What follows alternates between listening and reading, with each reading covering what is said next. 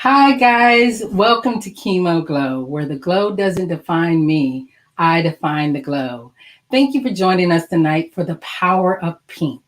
Please check us out on YouTube, Facebook, Twitter, Instagram. Please share, follow, and subscribe. Also, check out our podcast where available. If you're interested in being on the show to share your glow, please email us at chemoglow@gmail.com. Chemo Glow is celebrating volunteers this month. April is actually Volunteer Month, and I'm happy to announce in April that I will be showcasing some of the places that I've volunteered over the years. Katarina for episode 17, Healing Without Boundaries. She is amazing. Her and the co-founder of Healing Pines Respite will be on next week. And we will be talking also to Michelle Manning. I can't wait for her to come on. She also works with Katarina with UNC Cancer Center. So please join us for that on April 21st.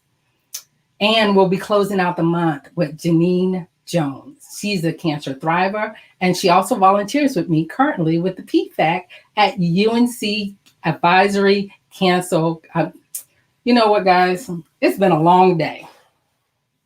So let me back up. First of all, let me talk about my shirt, Making Strides Against Breast Cancer, because I am so happy about being on this show tonight with Tracey Smith with American Cancer Society. And I don't know why I'm a little nervous, because Tracey is that person. Let me tell you, she just got off the phone because she's always making strides against breast cancer. Like, I absolutely love Tracey. And I volunteer every chance I get with all these different organizations, but Tracey Smith organization, American Cancer Society, really, really, I was in a bad place at the time. And I was going to get real and heal. And I needed something for my mind as well. I actually walked into her office on a cane. All right. With the cane, did not know what I was going to do. And I am so passionate about volunteering, giving of yourself, giving of your time. The person that does it best is Talanya. She taught me that. And to be connected with Tracey, with the American Cancer Society, with making strides against breast cancer.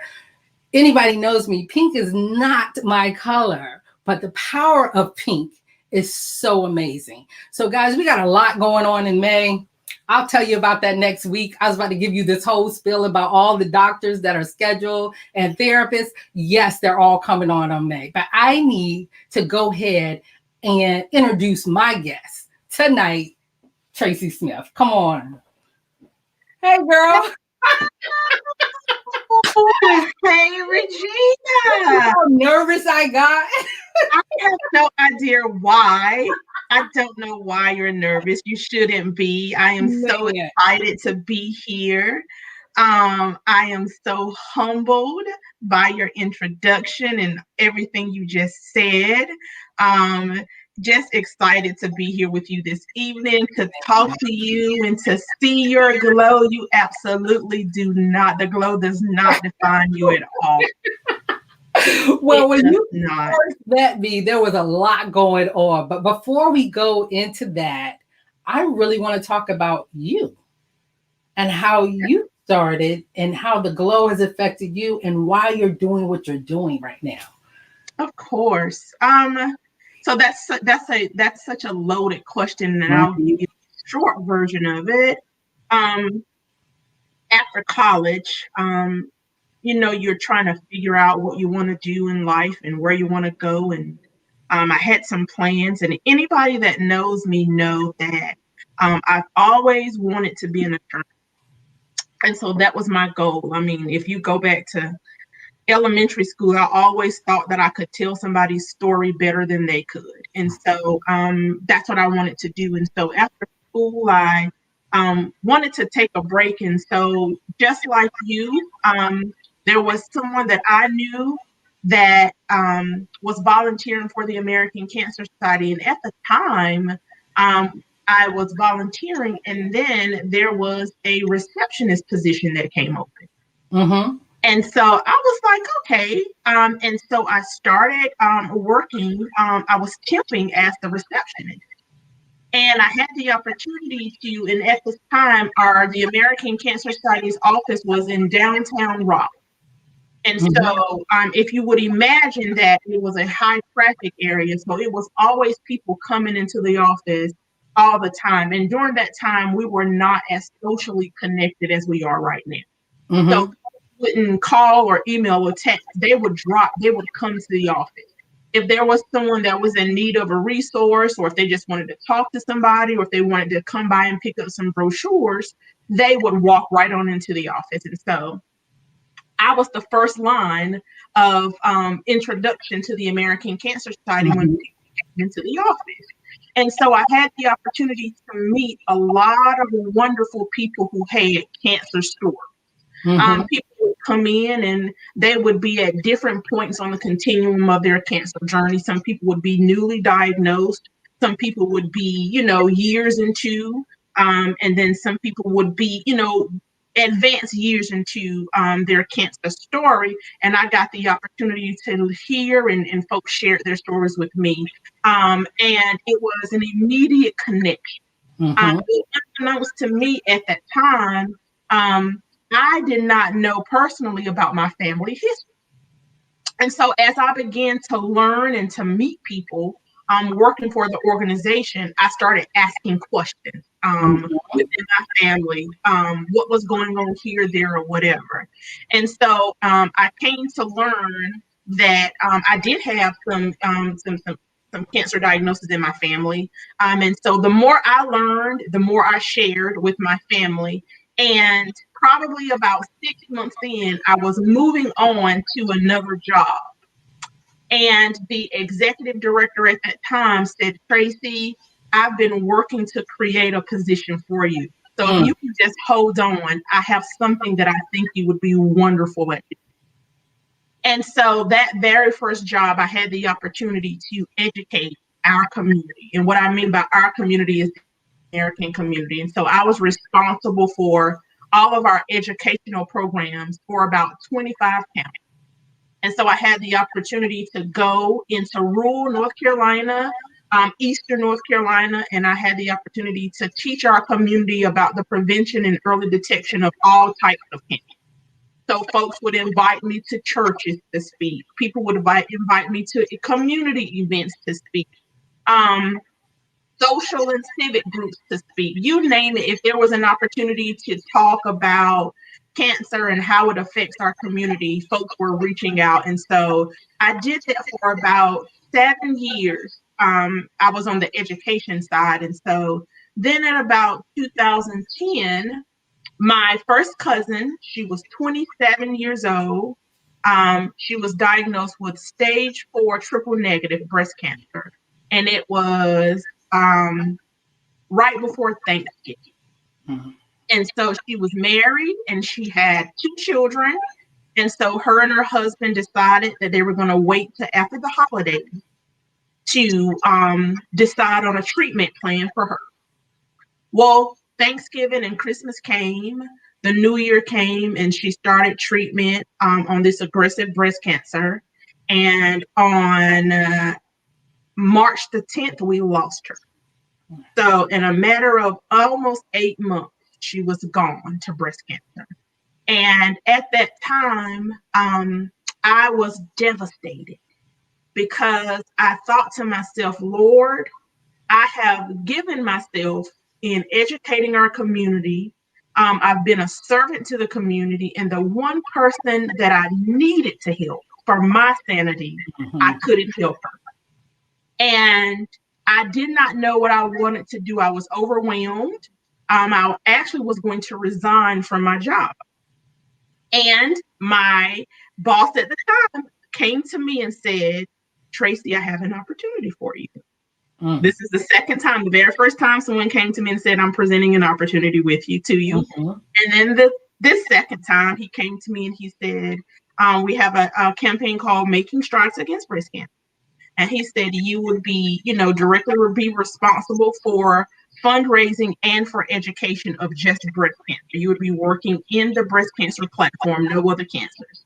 And I thought, how Mm. omnipotent is God? The very Yes. thing that hurt me the most, the very thing that broke me down the most was the very thing he gave me to empower our community. And so I started managing our Making Strides Against Breast Cancer campaign. And that exposed me and connected me to so many people like you. And so I got to hear so many stories of all women, but women of color that were affected by breast cancer and how it was so common within our community and how we just needed a platform to share it and to talk about it and to come Yes. together as a community. And And so I did that for a few how many years. years have you been at American Cancer Society now? Well, that aged me a little bit, but December the 7th was 19 years that I've been at the American Cancer Society. So yeah, I was a young lady when I started, but I've had the opportunity to grow personally and professionally. But one thing I've always had that has always been a shining light and a star for me was my passion. If Yes. I ever committed to doing something, I was all the way in. I gave it 110% Man. every single time. Tracy, I don't mean to stop you, but I'm gonna have No, to, make sure you understand how amazing you are. Like, we're gonna talk about how we met and all that good stuff, but I've seen you go into a boardroom when we had to go to the Ford dealership, when we had to go to Walmart, when we had to go to Merck, when we had to go all these places, and nobody wanted to open up their purse.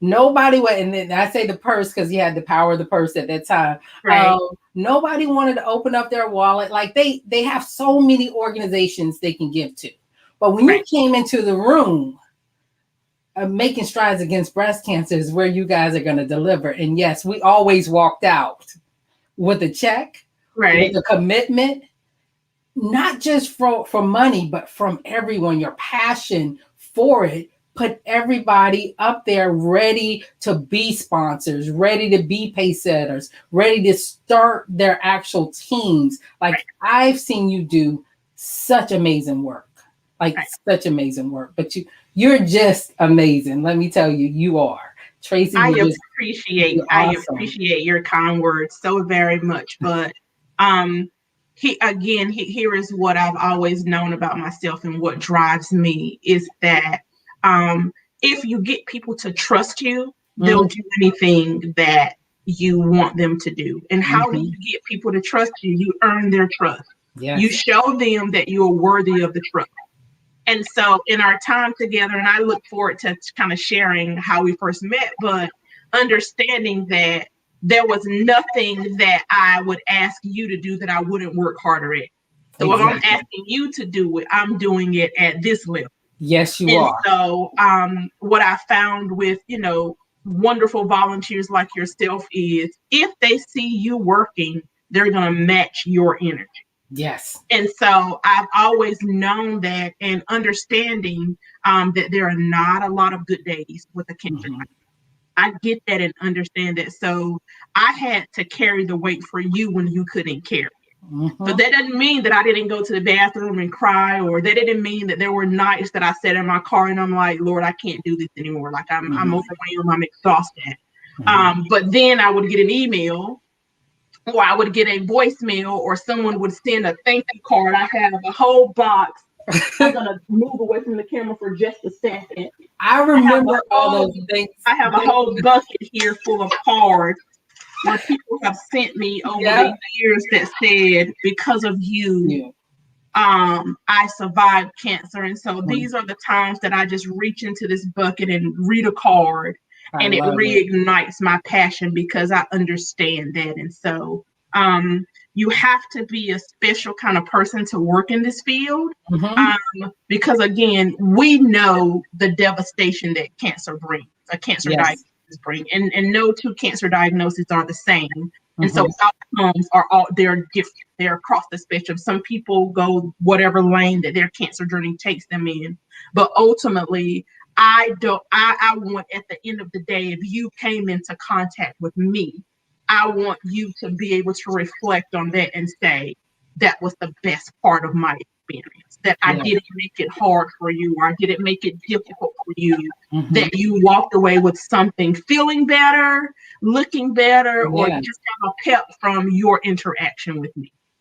And you are so amazing about that because your thrivers are in the forefront. Like, it is hard for me to find a picture of you as long as you pick American Cancer Society, except on LinkedIn. And I listen, and I need to update that. I take full responsibility that I am always moving at warp speed, that I have not even had the opportunity to update that picture. I know that picture is probably 5 or 6 years old, so I need to update that. But I am constantly moving and doing something all the time. And you had me constantly moving and shaking when I met you. So you started Making Strides Against Breast Cancer. This wonderful opportunity out of this pain. Yes. And I remember hearing your story, and that just connected me because you just wasn't someone sitting, saying, hey, I need you to do this. Right. Everywhere I went, you were already there 10 times. Right. Yes. So now moving into the position of Making Strides Against Breast Cancer, what was next for this campaign? What did you do next? So after Making Strides, I did Making Strides for probably about 8 years. And it was over the Christmas break. I'm telling you, you have to understand that God is super amazing. But anyway, over the Christmas break, normally over the Christmas break, I take a break from work. I kind of just completely shut down and re-energize and take some personal time. Anyway, over the break, I got a call from my executive director at the time. And I initially thought, well, I'm on PTO. why is he calling me? Like, what's going on? Like, what's going on? I know that I closed out everything before I left. I put on my out of office memo, everything. So everybody knew that I was away. And he said, Tracey, I have another opportunity. You've taken strides as far as it can go under your management. Here's another campaign that we would like to grow in this particular market. And the campaign was called Real Men Wear Pink. And this was the opportunity to identify male leaders in the community who had been personally affected by breast cancer. And so what do we know about men? That they want to fix things.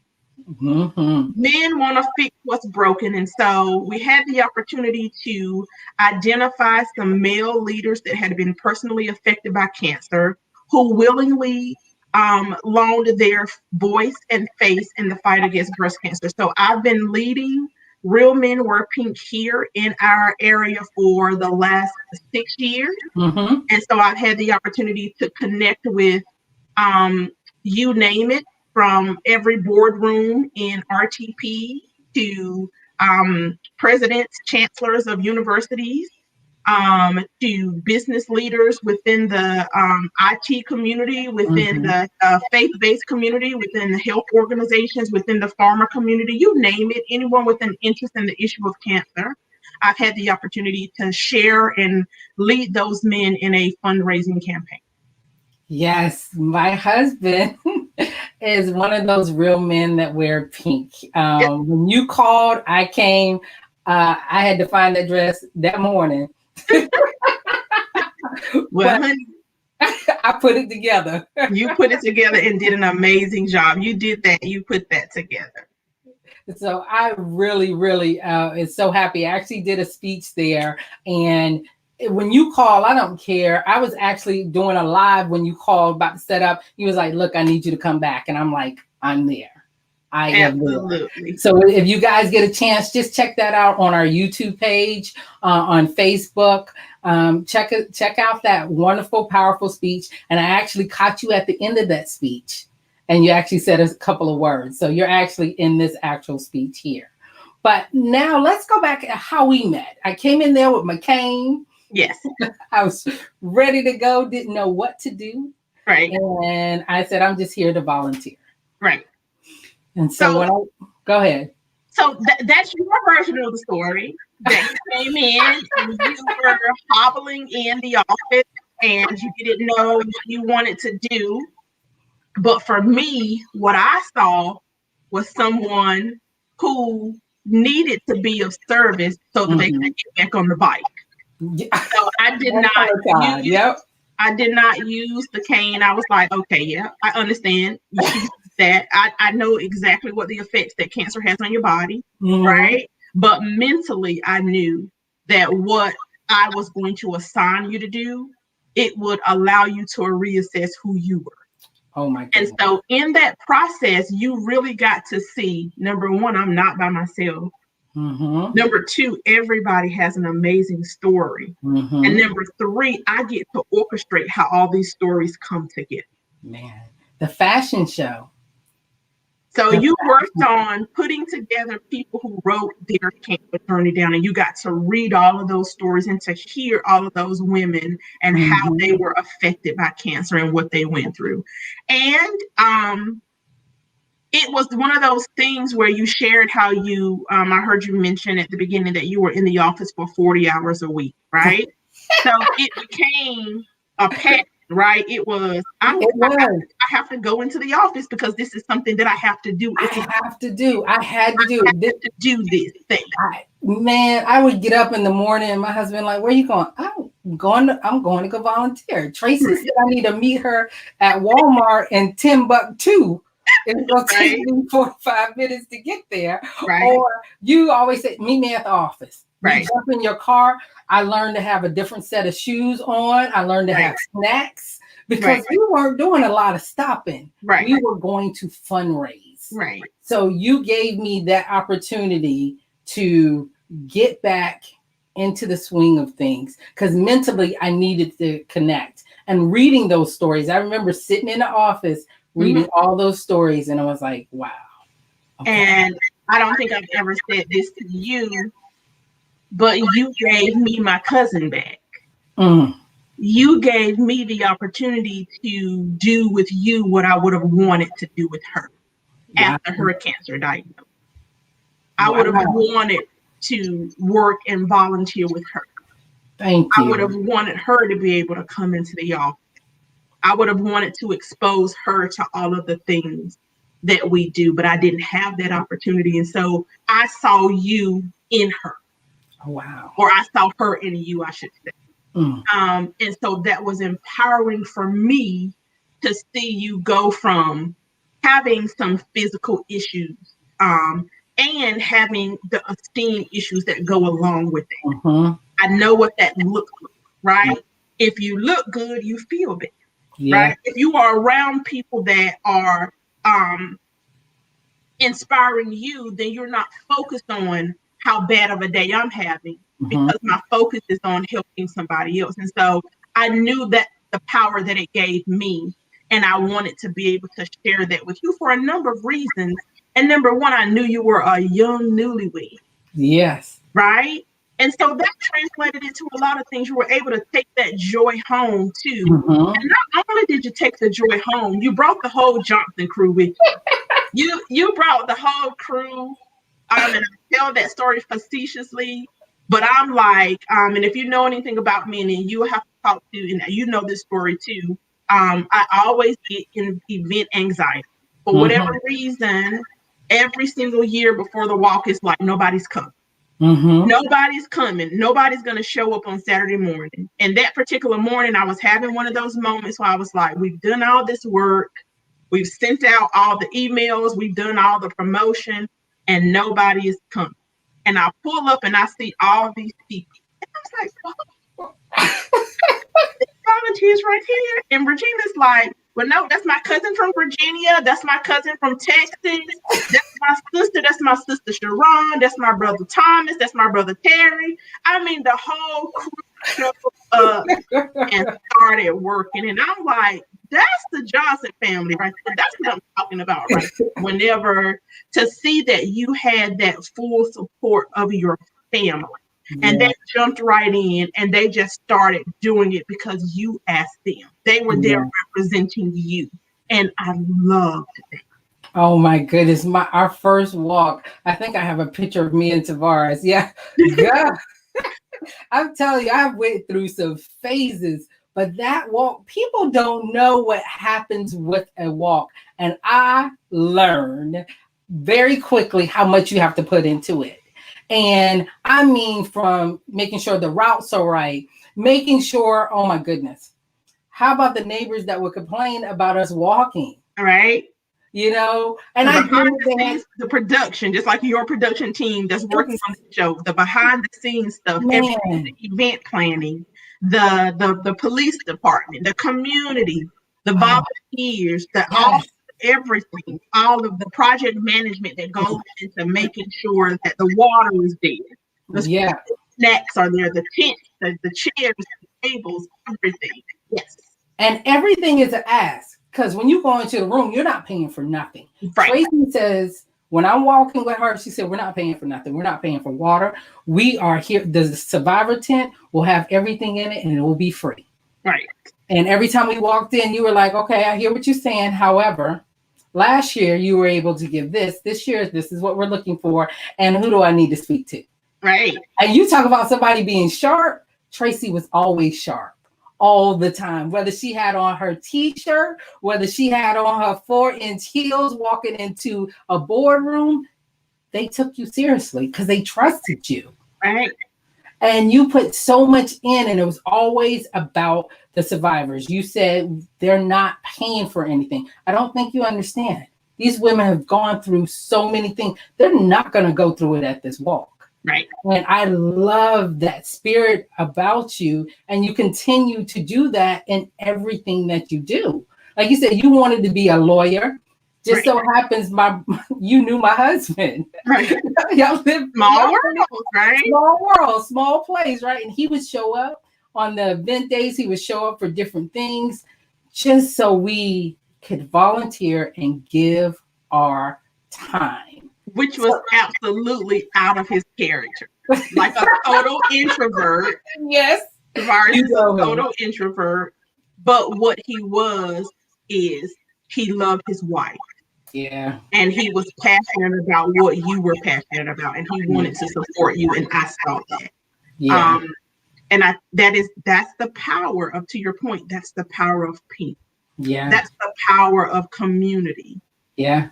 That's the power of showing up when someone needs you, whether it be me showing up or the American Cancer Society to help folks like you, or you showing up whenever you needed to be empowered. Yeah. But giving of yourself gave you back the power that you needed to have the glow, and the glow didn't make you, you made the glow. Exactly. And I'm telling you, there were some days when you'd be like, Regina, go ahead and do this. And I was like, Tracey, I wasn't here last year. Oh, you wasn't? Oh, okay. Well, go ahead and do this. And it just got to the point where I was like, okay, you need this, this, this, and this. And you were. And you were. It was to the point where my colleagues would come around to your office. It was like, Regina's not here today? Where's Regina? Like, is Regina on vacation? Like, literally, that's how much we relied on you being in the office. It was like, well, she's not coming in today? Like, what in the world? But yes, it's one of those things too. And that was also just a part of the process. Sometimes we are very hesitant about what we don't know. Yeah. Right. And so in the assignments, and a lot of the assignments are the things that I was like, Virginia, can you do this? Well, okay, then we'll just go ahead and do it. You can't break it. You can't break it, right? Wait, I'm going to show you something, Tracey. I still use these notebooks. Which is, listen, do you know I have all of listen, what I teach, I preach. You have to understand it. Don't make me pull out all my notes. What I preach, I utilize. I have a notebook for every single year that I can go back and tell you what I was doing last year at this time. I started that process. I have a notebook. That's my last year notebook. My other one is downstairs. You started that notebook. I came in the office. She was like, "Oh, you don't have anything to write on? Okay, here you go." Yep. And until this day, and I volunteer. Write it down. If you write it down, you don't have to remember it. Because I trust you and promise you that if it's out of my mind, and if I didn't write it down, you cannot rely on me to remember it, because I got 150 other things going on that we got to get done. So I am notorious about writing it down so I can go back to it and be like, oh, I got to remember to give Regina this. I got to remember to do this thing. This is my to-do list. I didn't get this done today, but I've got to do this. Because it was important, because I couldn't let you down. I couldn't have you show up at the walk and there was no water. I couldn't have you show up at the walk and there was no food for you. I couldn't let you show up at the walk and there was no t-shirt for you. I couldn't let you show up there and I made a promise to you and I didn't keep that promise. So it was important for me to remember what I needed to do for you. And you always kept your promise. Thank you. Always kept your promise. Now, with COVID going on, yes, how is that affecting the American Cancer Society? Well, COVID has had a significant impact on people with cancer, period, their families and caregivers. COVID continues to disrupt support systems needed by people with cancer and caregivers, like rides to treatment, like lodging, and access to care. Cancer hasn't stopped for the pandemic, and neither has the American Cancer Society. We are continuing to invest in life-saving research. We are still providing 24/7 information and support, and we're still working to ensure that individuals in every community have access to cancer prevention, detection, treatment, and supportive care. Our staff and volunteers like you are still working on a national, state, and local government levels to advocate for people with cancer and their families. Our life-saving work continues because the fight against cancer, it just simply cannot stop. Yeah. And because it can't stop, over the last year, what we know is because of the baseline appointments, because of the screening appointment, they had to be postponed because of COVID. By the fourth quarter of this year and going into 2022, we're going to see an increased number of cancer diagnoses at later stages because people were not able to get to those treatments. We had to pause our road to recovery program. So that means that folks that relied on us to get them to treatment, they had to find alternate rides if they could, because we couldn't provide a ride for them because of the pandemic.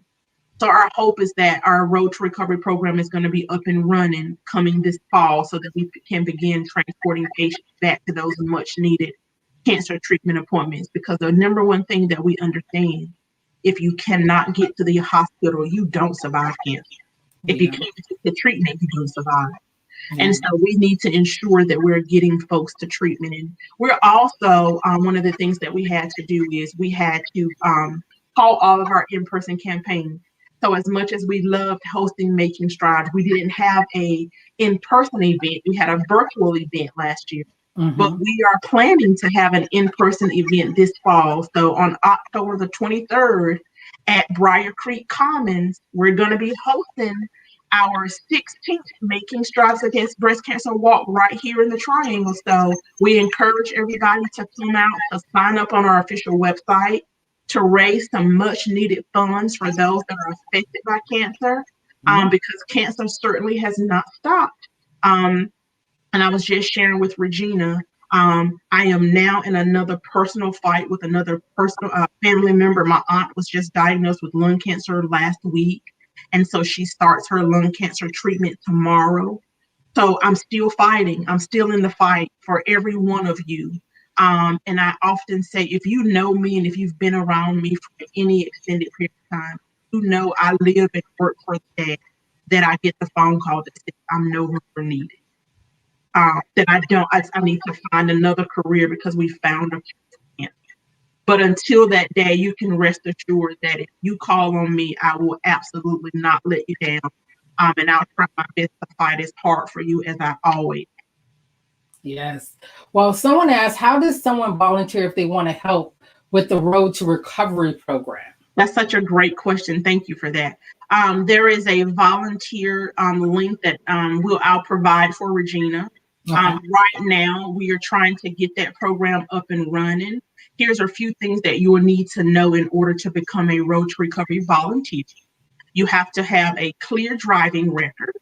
You have to have a valid driver's license and car insurance. We're going to do a criminal background check as well. You will have to do a virtual training, which is an onboarding process that you will go through that process online. And you have to be available during the day, during treatment hours. So as we know, the treatment centers are open Monday through Friday from 8 to 5. So you have to be available between those times in order to transport cancer patients, because the cancer center is not open on the weekends, just during the week. And there is no minimum or maximum amount of time that you are required to volunteer. So that means that if you want to volunteer one time, or if you want to volunteer every single day, you have the opportunity to do that. And so what happens is once you go through the screening process and you are an official volunteer, your name goes into a queue. And so whenever a volunteer needs a ride, the volunteer coordinator will go into the system and see who's available. And it says if Regina Jones is available, they'll connect you with that patient.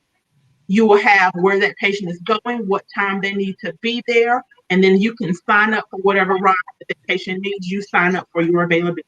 Again, there is no minimum or maximum amount of time that you are required to volunteer. I will tell you that volunteers are needed. Yes. Because over the last year, because we had to pause the campaign, there were a lot of volunteers who are no longer available now that were available last year. So I'll share that information with Regina. In the meantime, you can go to our official website, which is cancer.org, and you can just search for Road to Recovery. You can sign up there, or you can also call our 800 number, which is 800-227-2345. You can call that number and you can get more information about our Road to Recovery program as well by calling our 800. And what are some safety precautions that you guys are going to put in place due to COVID with the Road to Recovery? That's such a great question. Right now, the program is still paused because of COVID. And so obviously we know the current restrictions, and that says that you have to socially distance yourself and you have to be 6 feet apart, right? Well, we know Yeah. that that's not the case in anybody's car. So if you get in Mm-mm. a car with someone, you can't socially distance yourself. But what I think, and this is just me unofficially talking, the official communication has not come out yet. But what will most likely happen is that it is going to be required that all folks that utilize the Road to Recovery program will have to be vaccinated. Mm-hmm. And so will the driver. And then obviously you will have to wear masks while you are transporting the patient, you and the patient, and then you have to be fully vaccinated in order to participate in the program. That's what I foresee happening, Mm-hmm. because here's what you have to understand: as a volunteer, you are volunteering your time, your car, and your gas. Yes. So that is your car, that Yes. is your gas and your time. So there's really not a lot we can do with your car. Yes. But it will probably be required again that patients and drivers be fully vaccinated, and then they have to wear masks for the train. That's what I reasonably see happening, but I have not received that communication. We had someone on our program, Tanisha Sanders, and actually our segment producer, father, who went through cancer.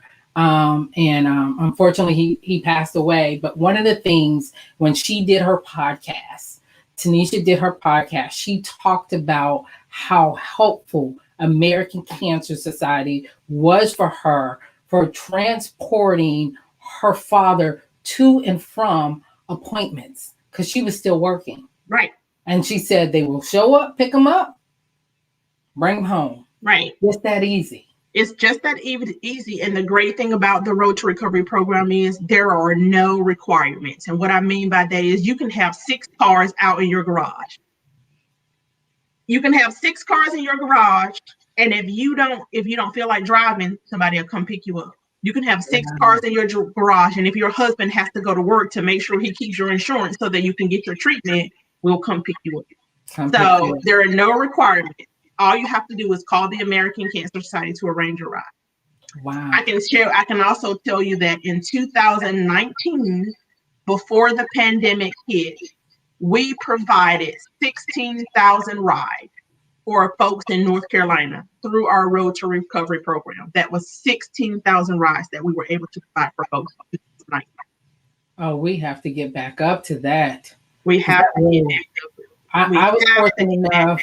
Yes, I was fortunate enough to have my husband take me to every appointment. However, people don't have those options. Everybody doesn't have that. And it's just COVID has really affected and impacted American Cancer Society, cancer itself, how we're being treated, what it's going to look like in a year. Yeah, it's going to be tough. It's going to be tough in a year. Another quick story is one of the patients who had relied on our Road to Recovery program before the program halted. She had to start taking a cab to her treatment once the program stopped. The only reason why she was able to afford the cab rides to and from treatment because her job took over the cost. Had she not worked for an organization that says we'll cover that cost for you, imagine what that would have cost her to have to go to UNC every day and pay for parking and pay for. No, she didn't have transportation, so they. Oh. Well, she did have transportation. Let me back up, but she couldn't drive herself. Obviously. Yeah. And so she would have had to pay for parking, but they paid for a cab to transport her every day. Oh, that's so amazing. Well, isn't that amazing? But that's who SAS is. And SAS is one of our corporate partners. And SAS took on the responsibility of paying for their employee to make sure that she was able to get to treatment. I love SAS. Speaking of SAS, I was just at the Umstead this weekend. Wow. Yeah. So I had an amazing time there. That is an awesome 5-star hotel and spa. And they also, next week, I'll be talking to Healing Pines Respite. And SAS actually helped women who needed a weekend away, who were going through any type of cancer. Yeah. We have sponsored things there at their hotel, and they have been amazing. So SAS is a wonderful community partner for yeah, making strides and also Real Men Wear Pink. I love that. Well, we do have a question here. It's by Mike. Um, we've been hearing stories about cancer patients and survivors having a rough reaction to COVID vaccine. Do you know of any stories about that as far as that matching? I don't necessarily know, Mike, that if it's particularly because of a cancer diagnosis. Mhm. I will tell you that what we do know is that immune systems are more compromised when you do have cancer. But here's how you know that the vaccine is working when it physically affects you. Mhm. So I've been fully vaccinated. The Oh, very first one, I was absolutely fine. The second one completely knocked me down. So I felt every single thing. I had chills, I had a fever, I had bone aches, body aches, I had a headache for about 5 days. After that, I've been absolutely fine. So again, if you are feeling the side effects of the vaccine, that means that your body is fighting it. And so your body is acclimating um, with the antibodies in the vaccine. So if you were to contract or come into contact with someone who has COVID, then your body can fight it off because it recognizes the bacteria in the vaccine. I am not a scientist. Let me just put that out there, just so everybody knows I am not a scientist. But based on what I know and based on what science says, what I would encourage everybody to do if you are if you have a cancer diagnosis, talk with your healthcare provider before you get the vaccination. Talk with your treatment team before you get the vaccination. That is your first line of defense. So I would encourage everybody to do that to make sure that you are okay to receive. yeah. So that would be my advice to you. So, Mike, I hope I answered your question, but I would just encourage you to talk with your healthcare provider.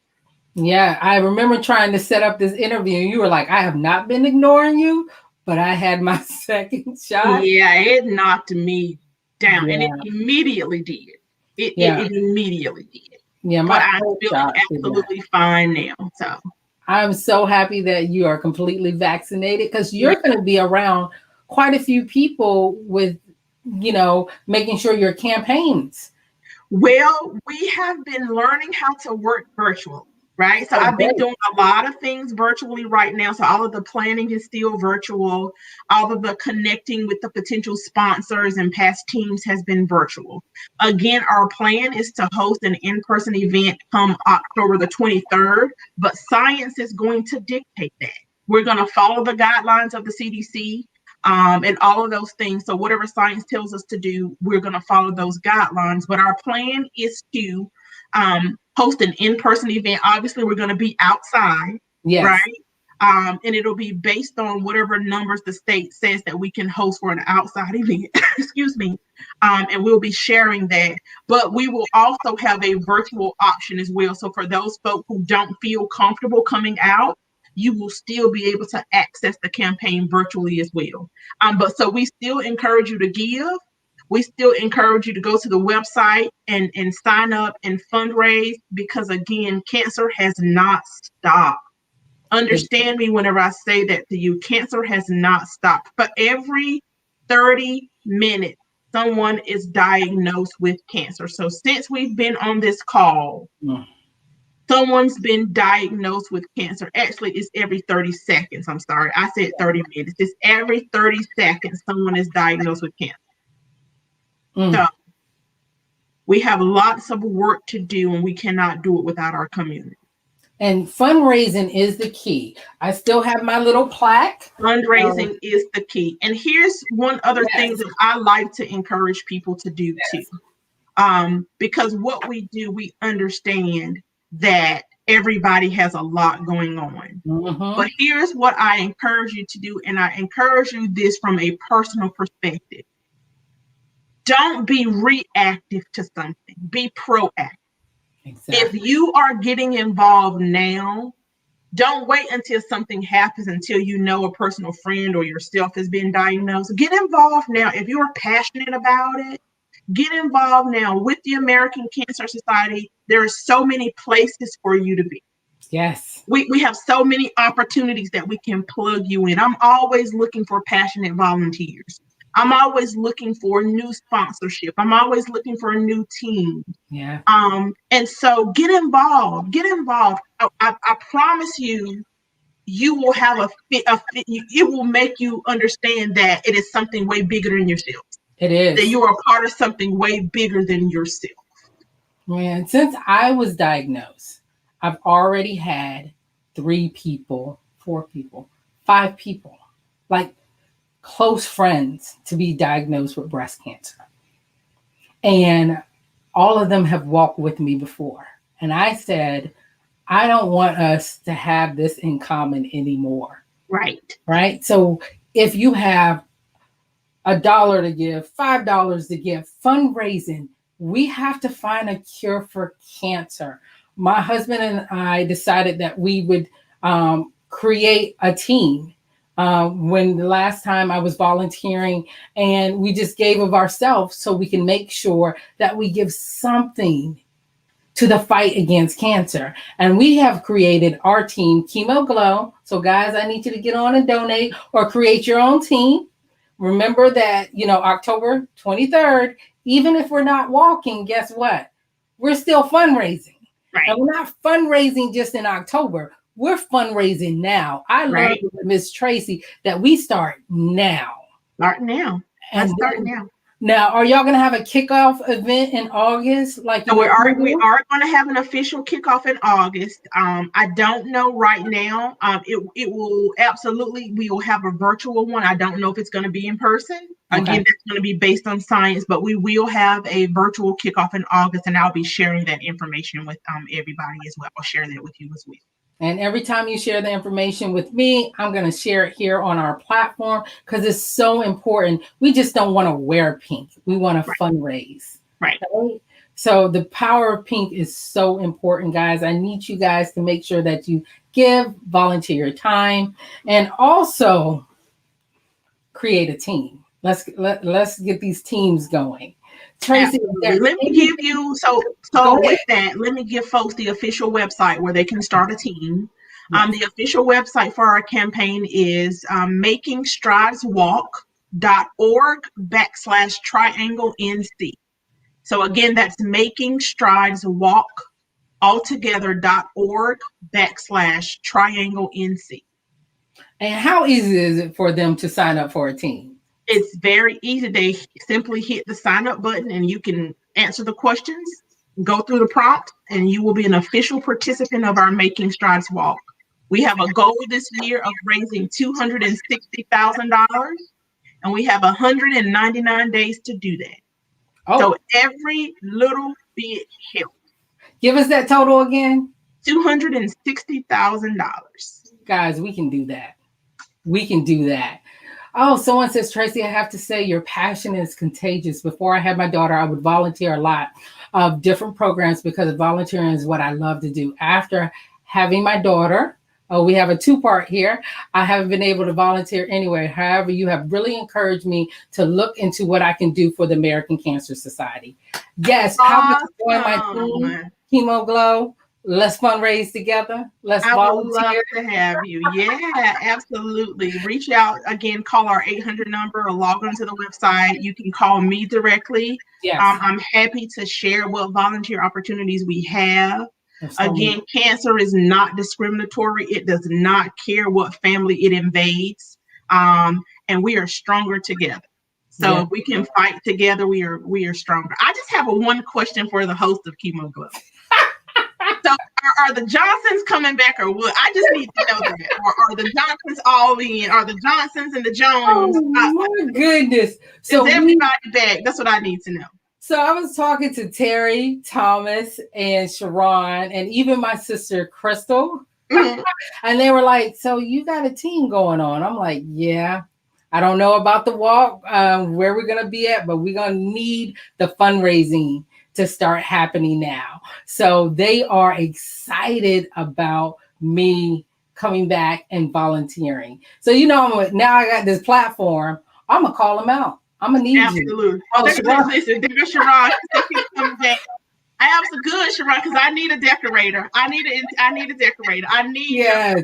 Yes, I need your expertise, Sharon. Sharon did the survivor tent. She even did Zumba. We brought somebody up to do Zumba, and the other Yes. lady came up. Like when you volunteer, it's just so much fun. But you're seeing all these beautiful smiles. And anytime you call me, I don't care what I'm doing, I am going to stop everything and come and help you, whatever event. And you call me, you know I'm there. So I'm happy to be actively back on the Making Strides against Breast Cancer team, and also Real Men Wear Pink. Tell us a little bit about that happening this year. What do you got this year? So we are we are looking for a few good men. So if your husband or your brother or your uncle or your boss at work, the CEO of your company, your neighbor, we're looking for men who are willing to lend their face and voice in the fight against cancer. It does not have to be breast cancer. It can be any type of cancer. But these men are willing to raise a minimum of $2,500 to participate in the campaign. Yes. Please reach out to me or reach out to Regina. I would love to talk to the men about getting involved. We're looking for 50 men this campaign season to participate in our Real Men Wear Pink campaign. So we're looking for 50 male leaders. I have some great ones for you. In February, we actually did all men in February, and they all talked about being that provider, or one of them was actually going through cancer, but they know someone who's gone through it. So, I'm gonna get in touch with them because we were talking about doing a campaign together. And how about I just tell them this is the campaign they need to do? I'm gonna walk in that room like you walk into the room. There you go. I'm gonna make that phone call like you made that phone call and say, I have a great opportunity. There's no reason why we can't do this together. So I would love to have them. Again, we're looking for 50 men who are willing to lend their face and voice in the fight against cancer and raise a minimum of $2,500. It is a competitive campaign. It's fun competition. We're going to name the top real man. The top real man wins a prize. Our top guy last year raised, I think, $48,000. We have people who raise hundreds of thousands of dollars. We have people who raise $2,500.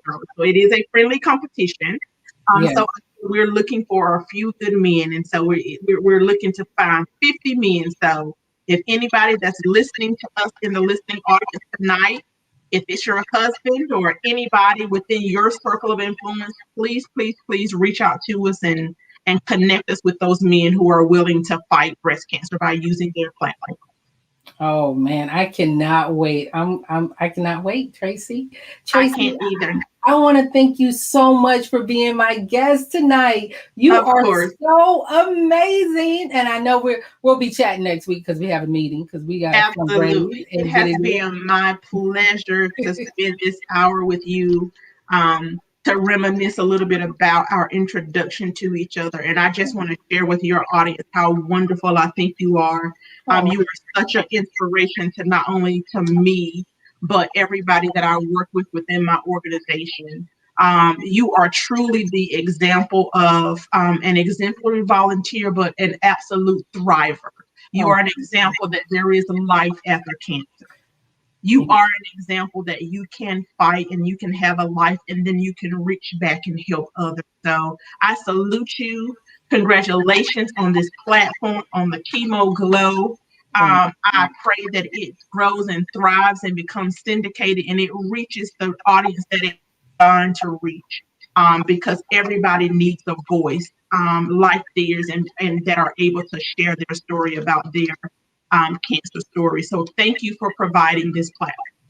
Thank you so much. And thank you for sharing about your cousin. That meant so much to me. You have not shared that before. So I'm so happy and blessed that you did. And guys, we need to raise some money because I'm trying to be a pace setter again. There you go. All right. We're going to raise some money. Thank you, everyone, for joining us tonight. I really do appreciate you guys. American Cancer Society, volunteering, making strides against breast cancer, Real Men Wear Pink. go to the website. We'll put it on our platforms. We'll put it on our page. You can inbox me. You can call me. Again, Tracey Smith is amazing. And I cannot wait to volunteer this season with her with Making Strides Against Breast Cancer and Real Men Wear Pink. So guys, make sure you remember that the glow doesn't define you. You define the glow. And I'm definitely doing that. Check out this Real Chemo Glow moment. Real Men Wear Pink. It's posted. I appreciate you guys. Thanks. Bye.